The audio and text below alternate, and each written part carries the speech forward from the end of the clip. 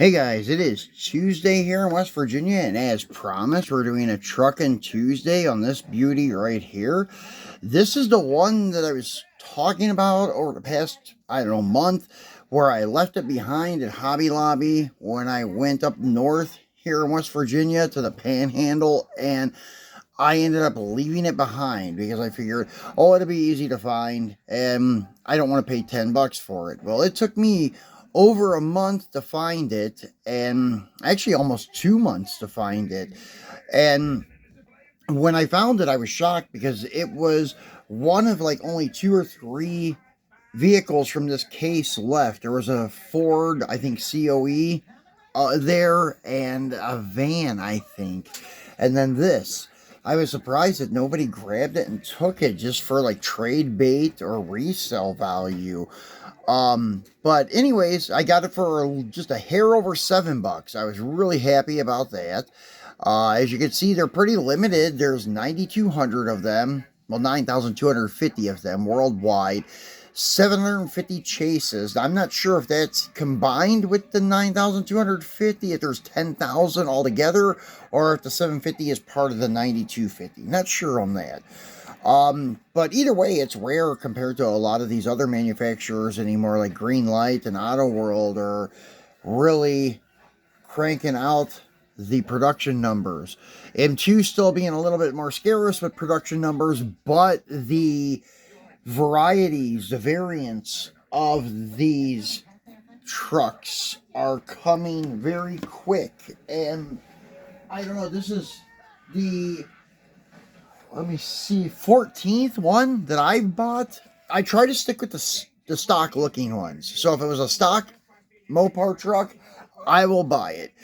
I do have two Coca-Cola ones because the first one, the first release of a Power Wagon, the first release of a Dodge truck, period, besides I think SEMA and then maybe the hobby release, was the Coca-Cola Christmas truck. And I snagged it up along with the whole set.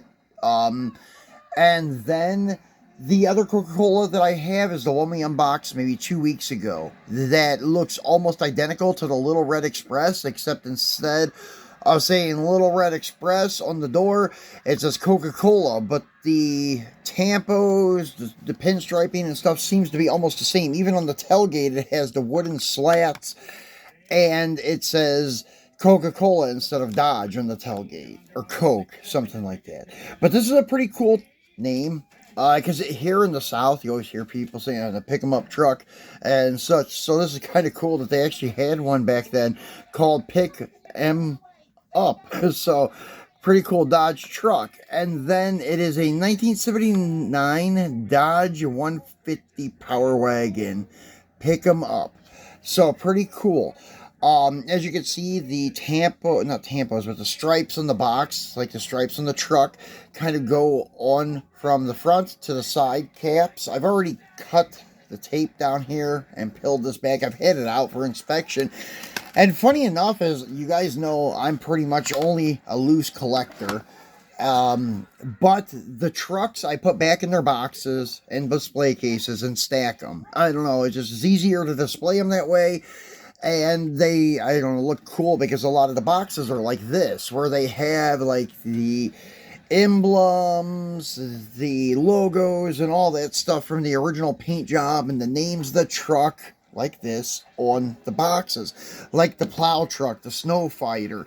That's cool. It has Snow Fighter on the front right here, and the Little Red Express, the Midnight Express, they're all like that, so it's pretty cool.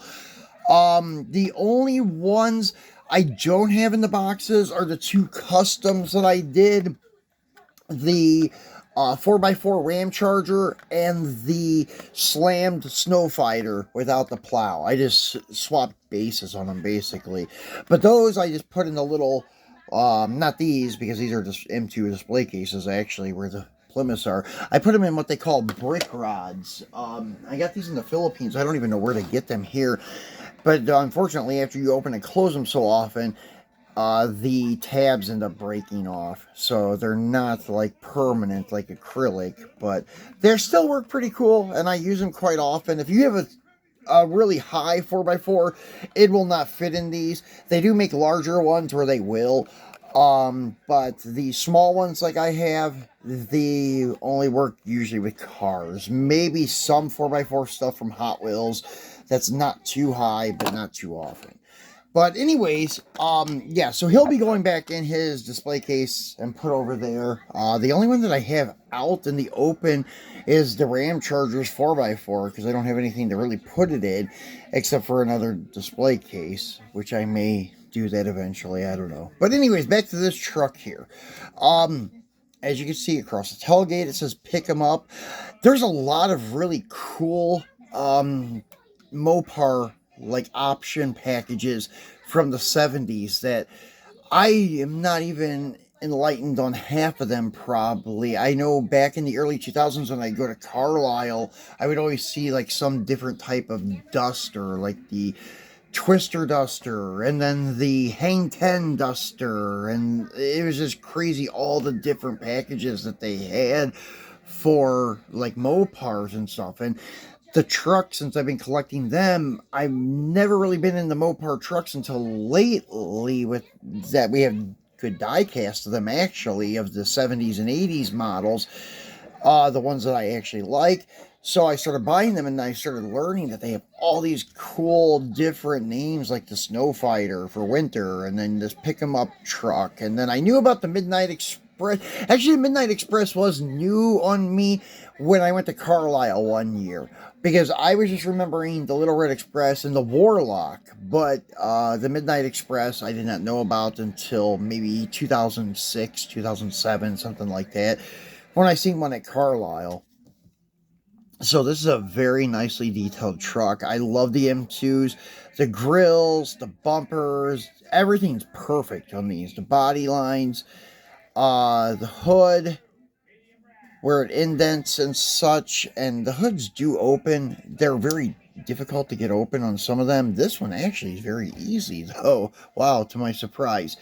Now this engine and then the green reservoir up here, I'm not sure on that, like why it's green. It could be something that Mopar had, like a green tank on the radiator.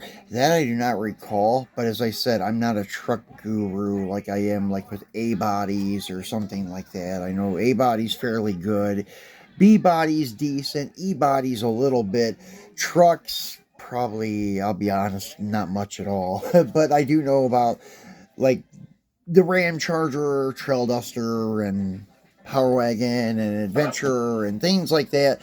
But I don't know much more than just those names. So, anyways, not sure if that green tank is like an original look for this or not. I'm not sure if it's supposed to be the radiator. I would assume that it is. Maybe it's supposed to be gold and just the tint of the paint that they used. It's turned more like a green instead of like a goldish brass color for the tank. I'm not sure on that. But anyways, very sweet truck. I'm not going to unscrew it off the base. As I said, I'm putting it back in the case and putting it up there. Pretty much the same thing as always. Very nicely detailed with 4x4 chassis on any truck from M2. They have superb detail, quality, everything when it comes to the detail on their 4x4 truck chassis. There's no one out there that I know of that can beat them. Even some of the higher end Japanese companies, I'm not sure if they can even outdo M2 with the detail on the 4x4 chassis and still have it rolling. There's a couple of manufacturers out there that are static models. I cannot recall the name of it. They do some Land Rovers, like the 110s and the 90s and such, and they're very nicely detailed, but they don't roll. I don't know how the undercarriage looks, though. The bodies are just highly detailed. But so are M2s. M2 does very good with all the trim and everything. Just wish they had side mirrors. That's the only thing that they're lacking. And I wish that they had different beds to make it look a little more realistic. Because this high floor wide tubs does not look right on a 4x4. That's the one thing that the other people, like, say, Auto World did. But Auto World, um, they, I don't know, they don't do a whole lot of, like, slam ground scraping pro street vehicles like M2 does. So they had to have a bed like that, and they just wanted to make it versatile and use it on everything, and they did. So that's the only thing I have against their trucks. Besides that, the trucks are beautiful, and even that don't look bad. So guys, that's it for Truckin' Tuesday. I'll be back again come Friday with a Free It Friday. Not sure what we're gonna do for Friday, but it'll be something cool as usual. Maybe another funny car, maybe something from Auto World or M2 or Green Light. I don't know. We'll see what I have in my box over there for stuff to go through. So, hope you enjoyed it, guys, and I will be back on Friday. Enjoy your week.